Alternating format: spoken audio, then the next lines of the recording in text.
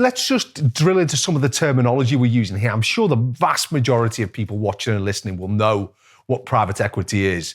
But just summarise for us what a private equity investment is and how it differs from a debt investment, which typically would come from a bank or the like. Okay, so private equity, it's a management company who's raised hundreds of millions in a fund from pension funds and the like to invest typically in 10 to 20 companies in a fund. Normally they're generalist investors, so they're not all investing in law firms or accountancy firms or marketing firms. They want one of each in their fund. And they are investing to put money in to get a return of their target 2.75 to 3 times their money back, so that across the fund they're making at least 2 times and hopefully 3. And they're not looking for their money back normally every year or every month. It's on exit, their return on exit. So they want to know they're going to buy here and work with you to grow the business to sell it here for a nice gain. There are subtleties about how they structure that. It typically invests most of its money by way of loan notes, which have a coupon that rolls up, and then into the equity. So they're hedging their bets by protecting their downside by investing in loan notes, plus taking the return on the upside. And that's interesting and important when you come and look at debt funds, which are funds raised in a similar manner, which want to lend money typically at similar rates of interest, maybe 8 to 10% interest, but either don't want an equity return or just want a tiny equity return. And the structure of those investments, much cheaper than a debt fund than a private equity fund, can look remarkably similar in the downside protection area.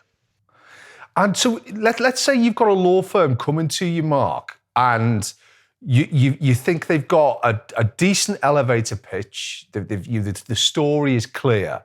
How would you make a decision on which part of the market to approach? What does a private equity opportunity look like, and how is it different to just one you would take to a bank or another debt funder? So I think for private equity and debt funds, you're looking for significant growth. Okay, so the business needs to look bigger, more profitable, more valuable in 4 or 5 years' time out. Typically, we would have always gone to private equity for that money in the old days. What we've had in the last 6-7 years is debt funds coming in. So if you only want to raise, should we say, 3 times EBITDA rather than 5 times EBITDA, you might be able to do it proportionately cheaper with a debt fund than with an equity fund.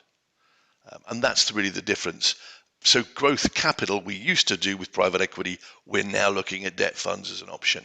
If you're looking to do a buyout of the whole business or sell the whole business, then that's private equity. That's not really debt funds. Does that make sense? It does. It certainly does make sense. Let's just get some of those figures right. You mentioned earlier that with debt, so if I'm raising £5 million and you manage to get me a debt investor, did you say you'd be looking at a return of sort of 8-9% of capital raised?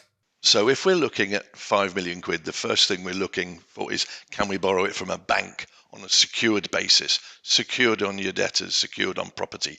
Those interest rates are much lower. If you're 4%, 5%.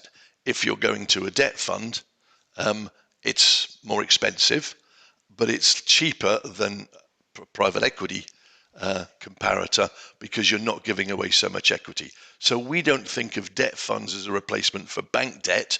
We think of debt funds as a replacement for more expensive private equity.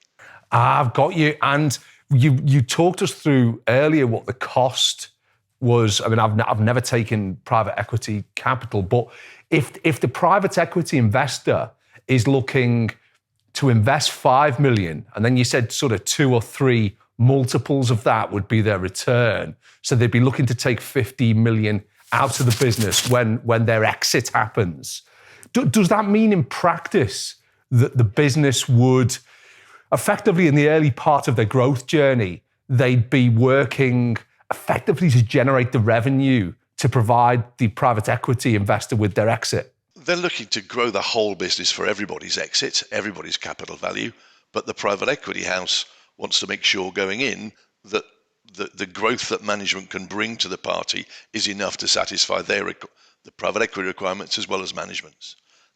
But in a way, that's why it's much more suitable, private equity, for management buyouts, buying a whole business, a whole legal services business, whether it be the Murgatroyd deal we did, Lawyers on Demand, those sorts of companies that have on a significant growth trajectory. I would have said on a mature, steady law firm, it's difficult to find those returns when you're at scale, whereas your business was small but perfectly formed and growing like that. So was easier to access slightly more expensive money when the bank said, "Oh, this looks too difficult for us." That's why we talk to debt funds. Totally. But let's just touch on banks. I'm not being slanderous towards any particular bank here. However, in the years I've had in working alongside them, I'm just not sure that business banking is fit for purpose in terms of anything other than a very slow and steady, stable business. I'm not sure that banks really, not only will they fund growth, I'm not sure they can, just because of the risk profile that seems to have developed and the relatively tight margins at which they operate. Do you have much joy with banks? I think that's fair. We do work with banks, and we do find them supportive for the right opportunity, but they are more cautious. And as much as anything, they're more cautious to lend. But having lent, banks make their money on the margin on the fees when they lend, rather than the margin going forward. So banks will lend you money, but what they want is it back as quickly as possible. We call that velocity of capital. Banks typically want their money back in 3 to 4 years, unless you're doing invoice discounting. So let's just park that. A debt fund will lend you slightly more money, and it'll say, once we've decided you're a good credit risk, we really don't want you to pay it back in a hurry. We're lending it to you because we want to make that margin on the interest, so please carry on borrowing it from us as long as you want. And we put a 6 or 7 year bullet repayment in the documentation. The expectation is there'll be another corporate event, a sale, a refi before then. So having found a good customer to lend to, they want to keep lending and earn their money through the interest. Whereas banks, remember, earning their money through fees on the original deal, then they just want the money back as quickly as possible. Yeah, I've got you. I mean, that makes total sense, doesn't it? Because if an investor has got that capital to deploy and they find a business which can reliably and securely deliver them a return on that investment, well, that's clearly a much better bet than putting it in the bank themselves. Exactly. And they've raised that money from people who want to find a home for that money. Whereas corporate lending to SMEs for banks is a very small part of their business. For high street banks, that's not really what they're here for.